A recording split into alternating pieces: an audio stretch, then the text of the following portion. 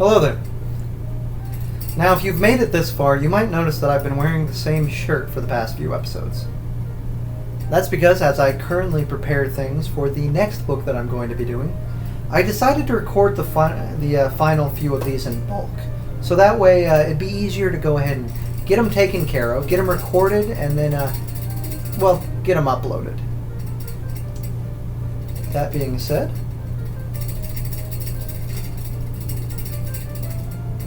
what do you say we go ahead and start reading? This is chapter 12 of The Picture of Dorian Gray. At 9 o'clock the next morning, his servant came in with a cup of chocolate on a tray and opened the shutters. Dorian was sleeping quite peacefully, lying on his right side with one hand underneath his cheek. He looked like a boy who had been tired out with play or study. The man had to touch him twice on the shoulder before he woke, and as he opened his eyes, a faint smile passed across his lips, as though he had been having some delightful dream. Yet he had not dreamed at all. His night had been untroubled by any images of pleasure or pain. But youth smiles without any reason. It's one of its chiefest charms. He turned round and, leaning on his elbows, began to drink his chocolate.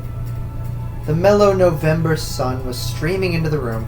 The sky was bright blue, and there was a genial warmth in the air. It was almost like a morning in May. Gradually, the events of the preceding night crept with silent, blood-stained feet into his brain, and reconstructed themselves there with a terrible distinctness. He winced at the memory of all that he had suffered, and for a moment the same curious feeling of loathing for Basil Hallward came, that he had made him kill him as he sat in a chair, and then came back to him and grew cold with passion. The dead man was still sitting there too, and in the sunlight now. How horrible that was. Such hideous things were for the darkness, not for the day.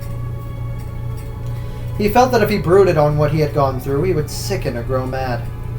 There were sins whose fascination was more in the memory than in the doing of them, strange triumphs that gratified the pride more than the passions, and gave to the intellect a quickened sense of joy, greater than any joy they brought or could ever bring to the senses. But this was not one of them. This was a thing to be driven out of the mind, to be drugged with poppies, to be strangled, lest it might strangle one itself. He passed his hand across his forehead and then got up hastily, and dressed himself with even more than his usual attention, giving a good deal of care to the selection of his necktie and the scarf pin, and the changing of his rings more than once. He spent a long time over breakfast, tasting the various dishes, talking to his valet about some new liveries that he was thinking of getting made for the servants at Selby, and going through his correspondence. Over some of the letters he smiled. 3 of them bored him.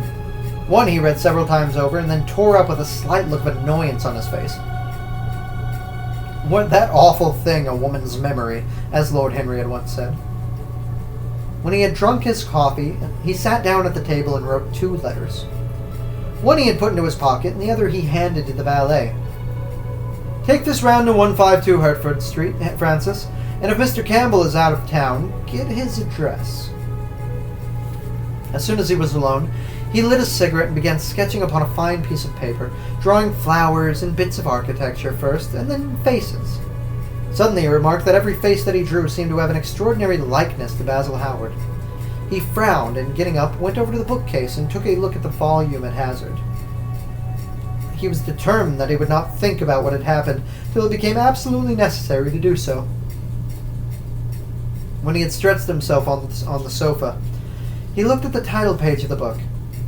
It was Gautier's Imor et Macamez, Charpentier's Japanese paper edition, with the Jacques Martre etching.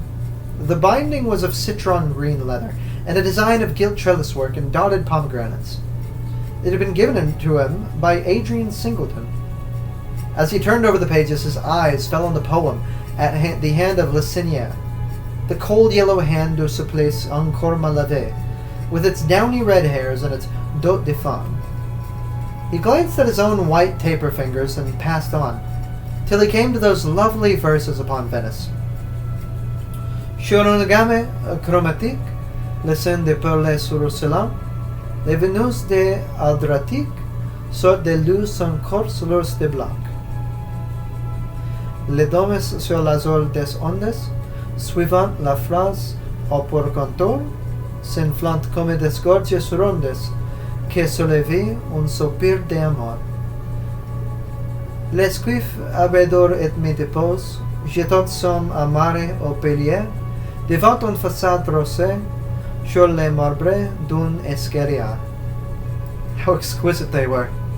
As one read them, one seemed to be floating down the green waterways of the pink and pearl city, lying in a black gondola with silver prow and trailing curtains. The mere lines looked to him like those straight lines of turquoise blue that follow one as one pushes out of the Lido. The sudden flashes of color reminded him of the gleam of opal and iris-throated birds that fluttered round, and the tall honeycombed campanile stalked with such stately grace through the dim arcades. Leaning back with half-closed eyes, he kept saying over and over to himself, Devant une façade rosée, sur les marbre d'un escalier. The whole of Venice was in those two lines. He remembered the autumn that he had passed there, and a wonderful love that had stirred him to delightful fantastic follies. There was romance in every place, but Venice, like Oxford, had kept the background for romance, and background was everything for almost everything. Basil had been with him for part of the time that he had gone over to the Tenotet. Poor Basil. What a horrible way for a man to die. He sighed and took up the book again and tried to forget. He read of the many swallows that fly in and out of the little cafe at Smyrna, where the Hajis sit counting their amber beads, and the turbaned merchants smoke their long tasseled pipes and talk gravely to each other. Of the obelisk in the Place de la Concorde that weeps tears of granite in its lonely sunless exile, and longs to be back by the hot lotus-covered Nile, where there are sphinxes and rose-red ibises and white vultures with gilded claws and crocodiles with small barrel eyes that crawl over the green steaming mud, and of that curious statue that Gautier compares to the contralto voice, the monstre charmant, that couches in the porphyry room of the Louvre. But after a time, the book fell from his hand. He grew nervous, and a horrible fit of terror came over him. What if Alan Campbell should be out of England? Days would elapse before he would come back. Perhaps he might refuse to come. What would he do then? Every moment was of vital importance. They had been great friends once, 5 years before. Almost inseparable indeed. Then the intimacy had come suddenly to an end. When they met in society now, it was only Dorian Gray who smiled. Alan Campbell never did. He was an extremely clever young man, though he had no real appreciation of the visible arts, and whatever little sense of the beauty of poetry he possessed, he had gained entirely from Dorian. His dominant intellectual passion was for the science. At Cambridge, he had spent a great deal of his time working in the laboratory, and had taken a good class of natural science tripos of his year. Indeed, he was still devoted to the study of chemistry, and he had a laboratory of his own, in which he would shut himself up all day long, greatly to the annoyance of his mother, who had her heart set on his standing for Parliament, and had a vague idea that a chemist was a person who made up prescriptions. He was an excellent musician, however, as well, and played both the violin and the piano better than most amateurs. In fact, it was music that first brought him and Dorian Gray together.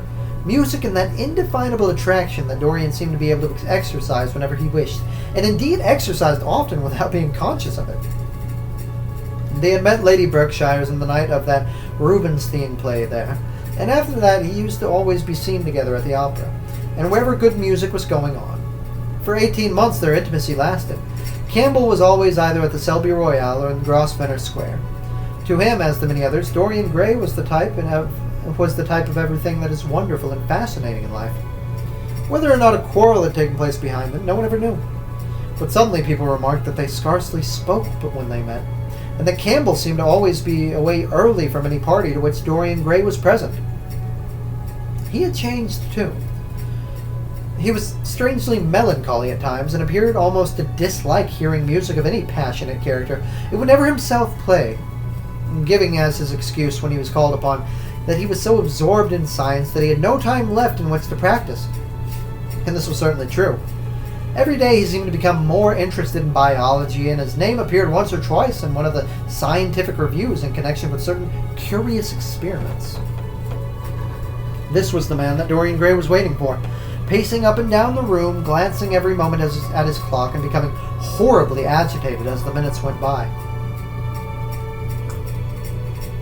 At last the door opened, and the servant entered. "Mr. Alan Campbell, sir." A sigh of relief broke from his parched lips, and the color came back to his cheeks. "Ask him to come in at once, Francis." The man bowed and retired. In a few moments, Alan Campbell walked in, looking very stern and rather pale, his pallor being intensified by his coal-black hair and dark eyebrows. "Alan, this is kind of you. I thank you for coming." "I had intended never to enter your house again, Gray, but you said that it was a matter of life and death." His voice was hard and cold. He spoke with slow deliberation. There was a look of contempt in the steady, searching gaze that he turned on Dorian.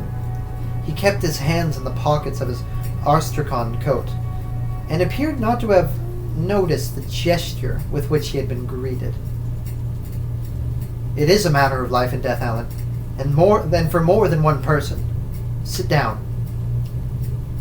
Campbell took a chair by the table, and Dorian sat opposite to him. The two men's eyes met. In Dorian's there was infinite pity. He knew what he was about to do, and it was dreadful. After a strained moment of silence, he leaned across and said very quietly, but watching the effect of each word upon the face of the man they had sent for, "Alan, in a locked room at the top of this house, a room to which nobody but myself has access, a dead man is seated at the table. He has been dead for 10 hours now.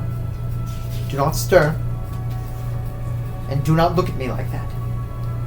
Who the man is, why he died, how he died, are matters that do not concern you. What you have to do is this. Stop, Gray. I don't want to know anything further. Whether what you have told me is true or not true does not concern me. I entirely decline to be mixed up in your life. Keep your horrible secrets to yourself. They don't interest me anymore. Alan, they will interest you. This one will have to interest you. I'm awfully sorry for you, Alan, but I can't help myself. You were the one man who was able to save me. I am forced to bring you into the matter. I have no option. Alan, you are a scientist. You know about chemistry and things of that kind. You've made experiments. What you have got to do is destroy the thing that is upstairs. To destroy it so that not a vestige will be left of it. Nobody saw this person come into the house. Indeed, at the present moment, he is supposed to be in Paris. He will not be missed for months. When he is missed, there must be no trace of him found there. You, Alan, you must charge him and everything that belongs to him into a handful of ashes that I can scatter into the wind. You're mad, Dorian. I was waiting for you to call me Dorian. You're mad, I tell you. Mad to imagine that I would raise a finger to help you. Mad to make this monstrous confession. I will have nothing to do with this matter, whatever it is. Do you think that I'm going to peril my reputation for you? What is it to me that devil's work that you were up to? It was suicide, Alan. I'm glad of that, but who drove him to it? You, I should fancy. Do you still refuse to do this for me? Of course I refuse. I will have absolutely nothing to do with it. I don't care what shame comes to you. You deserve it all. I should not be sorry to see you disgraced, publicly disgraced. How dare you ask me, of all men in the world, to mix myself up in this horror? I should have thought you would know more about people's characters. Your friend Lord Henry Wotton can't have taught you much about psychology, whatever else he has taught you. Nothing will induce me to stir to step to help you. You've come to the wrong man. Go to some of your friends. Don't come to me. Alan, it was murder. I killed him. You don't know what he had made me suffer. Whatever my life is, he had more to do with making it, the marring of it, than poor Harry ever has. He may not have intended it, but the result was the same. Murder. Good God, Dorian. Is that what you've come to? I shall not inform upon you. It is not my business. Besides, you are certain to be arrested without my stirring in the matter. Nobody ever commits a murder without doing something stupid. But I will have nothing to do with it. All I ask for you is to perform a certain scientific experiment. You go to hospitals and dead houses, and the horrors that you do there don't affect you. If in some hideous dissecting room or fed laboratory you found this man lying on a leaden table with a red gutter scooped up out on it, you would simply look upon him as an admirable subject. You would not turn a hair. You would not believe that you were doing anything wrong. On the contrary, you'd probably feel that you were benefiting the human race, or increasing the sum of knowledge in the world, or gratifying intellectual curiosity, or something of that kind. What I want you to do is simply do what you've done before. Indeed, to destroy a body must be less horrible than what you are accustomed to work with. And remember, it is the only piece of evidence against me. If it's discovered, I'm lost, and I'm sure to be discovered unless you help me. I have no desire to help you. You forget that. I'm simply indifferent to the whole thing. It's nothing to do with me. Helen, I entreat you. Think of the position I'm in. Just before you came, I almost fainted with terror. No, don't think of that. Look at the matter purely from the scientific point of view. You don't inquire where the dead things on which you experiment come from. Don't inquire now. I've told you too much as it is, but I beg you to do this. We were friends once, Alan. Don't speak of those days, Dorian. They're dead. The dead linger sometimes. The man who came upstairs will not go away. He's sitting at the table with bowed head and outstretched arms. Alan, if you don't come to my assistance, I'm ruined. Why, they'll hang me, Alan. Don't you understand? They'll hang me for what I've done. There's no good in prolonging this scene. I refuse to do absolutely anything in the matter. It's insane of you to ask me. You refuse absolutely? Yes. The same look of pity came into Dorian's eyes. Then he stretched out his hand, took a piece of paper and wrote something on it. He read it over twice, folded it carefully, and pushed it across the table. Having done this, he got up and went towards the window. Campbell looked at him in surprise and then took up the paper and opened it. As he read it, his face became ghastly pale, and he fell into his chair. A horrible sense of sickness came over him. He felt as if his heart was beating itself to death in some empty hollow. After 2 or 3 minutes of terrible silence, Dorian turned around and came and stood behind him, putting his hand on his shoulder. I'm so sorry, Alan, he murmured. But you leave me no alternative. I have a letter written already. Here it is, you see the address. If you don't help me, I must send it. You know what the result will be. But you're going to help me. It's impossible for you to refuse now. I tried to spare you. You'll do me the justice to admit that. You were stern, harsh, offensive. You treated me as no man has ever dared to treat me. No living man, at any rate. I bore it all. Now it's time for me to dictate terms. Campbell buried his face into his hands and a shudder passed through him. Yes, it's my turn to dictate terms, Alan. You know what they are. The thing is quite simple. Come, don't work yourself into this fever. The thing has to be done. Face it and do it. A groan broke from Campbell's lips, and he shivered all over. The ticking of the clock on the mantelpiece seemed to him to be dividing time into separate atoms of agony, each of which was too terrible to be borne. He felt as if an iron ring was being slowly tightened round his forehead, and as if the disgrace with which he was threatened had already come upon him. The hand upon his shoulder weighed like a hand of lead. It was intolerable. It seemed to crush him. Come, Alan. You must decide at once. He hesitated for a moment. Is there a fire in the room upstairs? He murmured. Yes, there is a gas fire with asbestos. I will have to go home to get some things from the laboratory. No, Alan, you need not to leave the house. Write on a sheet of notepaper what you want, and my servant will take a cab and bring the things back to you. Campbell wrote a few lines, blotted them, and addressed an envelope to his assistant. Dorian took the note and read it carefully. Then he rang the bell and gave it to his valet, with orders to return as soon as possible and bring the things with him. When the hall door shut, Campbell started and, having got up from the chair, went over to the chimney-piece.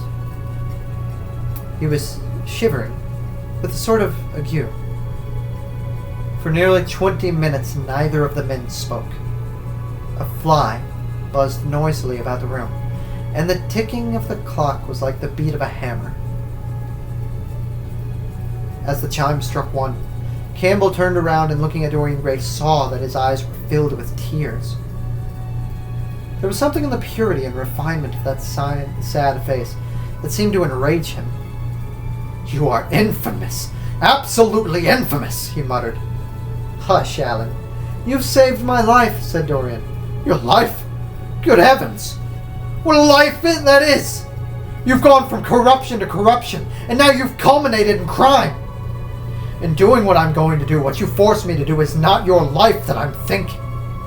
"Ah, Alan," murmured Dorian with a sigh. "I wish you had 1,000th part of the pity for me that I have for you." He turned away as he spoke and stood looking out at the garden. Campbell made no answer. After about 10 minutes, a knock came to the door and the servant entered, carrying a mahogany chest of chemicals with a small electric battery set atop of it. He placed it on the table and went out again, returning with a long coil of steel and platinum wire and 2 rather curiously shaped iron clamps. "Shall I leave the things in here, sir?" he asked Campbell. "Yes," said Dorian. "And I am afraid, Francis, that I have another errand for you. What is the name of the man in Richmond who supplies Selby with the orchids?" "Harden, sir." "Yes, Harden. You must go down to Richmond at once, see Harden personally, and tell him to send twice as many orchids as I ordered, and to have them as few white ones as possible. In fact, I don't want any white ones. It's a lovely day, Francis, and Richmond is a very pretty place. Otherwise, I shouldn't bother you about it." "No trouble, sir. What time shall I come back?" Dorian looked at Campbell. "How long will your experiment take, Alan?" he said, with a calm, indifferent voice. The presence of a third person in the room seemed to give him extraordinary courage. Campbell frowned and bit his lip. "It will take about 5 hours," he answered. "It will be time enough, then, if you're back 7:30, Francis. Or stay. Just leave my things out for dressing. You can have the evening to yourself. I'm not dining at home, so I shall not want you." "Thank you, sir," said the man, leaving the room. "Now, Alan, there's not a moment to be lost. How heavy this chest is. I'll take it for you. You bring the other things." He spoke rapidly and in an authoritative manner. Campbell felt dominated by him. They left the room together. When they reached the top landing, Dorian took out the key and turned it in the lock. Then he stopped and a troubled look came to his eyes. He shuddered. "I don't think that I can go in, Alan," he murmured. "It's nothing to me. I don't require you," said Campbell coldly. Dorian half opened the door. As he did so, he saw the face of a portrait grinning in the sunlight. On the floor in front of it, the torn curtain was lying.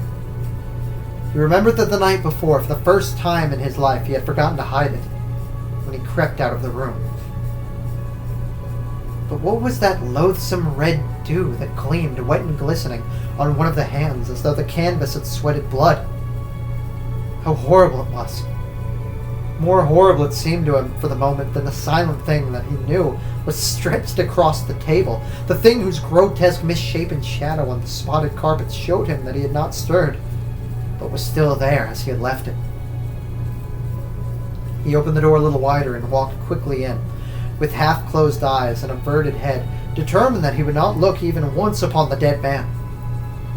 Then stooping down, and taping up the gold and purple hanging, he flung it over the picture. He stopped, feeling afraid to turn around, and his eyes fixed themselves on the intricacy of the pattern before him.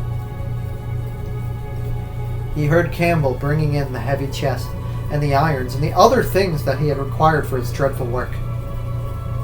He began to wonder if he and Basil Hallward had ever met, and if so, what they had thought of each other. "Leave me now," said Campbell. He turned and hurried out, just conscious that the dead man had been thrust back into the chair and was sitting up in it, with Campbell gazing into the glistening yellow face. As he was going downstairs, he heard the key being turned in the lock. It was long after 7 o'clock when Campbell came back down into the library. He was pale but absolutely calm. "I've done what you asked me to do," he muttered. "And now, goodbye. Let us never see each other again." "You've saved me from ruin, Alan. I cannot forget that," said Dorian simply. As soon as Campbell had left, he went upstairs. There was a horrible smell of chemicals in the room, but the thing that had been sitting at the table was gone. So, when we began this book, Dorian Gray was just a wide-eyed young man. He knew nothing. He was just beautiful. And now, murder, blackmail. He's turned into an absolute villain. We have only one chapter left to go, and I hope you'll join me. But for now, goodbye.